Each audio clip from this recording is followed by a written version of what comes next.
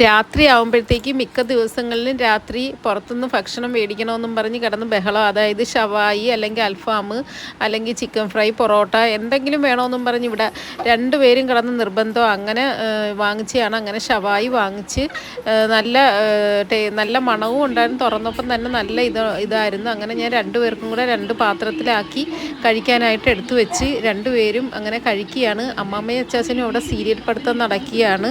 അങ്ങനെ രണ്ടുപേരും അത് നോക്കിക്കൊണ്ടിരുന്ന് കഴിച്ച് അങ്ങനെ നല്ല മണവും ഉണ്ടായിരുന്നു, നല്ല ടേസ്റ്റും ഒക്കെ ഉണ്ടായിരുന്നു. പിന്നെ ഞാനും അതിൽ നിന്ന് കുറച്ചെടുത്ത്, പിന്നെ നമ്മൾ കാണുമ്പം പിന്നെ നമ്മൾ കഴിക്കാതിരിക്കുന്നത് എങ്ങനെയാണ്? അല്ലെങ്കിൽ പിന്നെ അങ്ങനെ ഇങ്ങനെയുള്ള ഇതൊന്നും കഴിക്കണമെന്നൊന്നും നിർബന്ധമൊന്നുമില്ല. പിന്നെ കാണുമ്പോഴത്തേക്ക് കുറച്ച് ഞാനും എടുത്ത് കഴിക്കും. അങ്ങനെ ഞാനും അതിൽ നിന്ന് കുറച്ചെടുത്ത് കഴിച്ച് നോക്കി. നല്ല ടേസ്റ്റും നല്ല രുചിയും മണമൊക്കെ ഉണ്ടായിരുന്നു.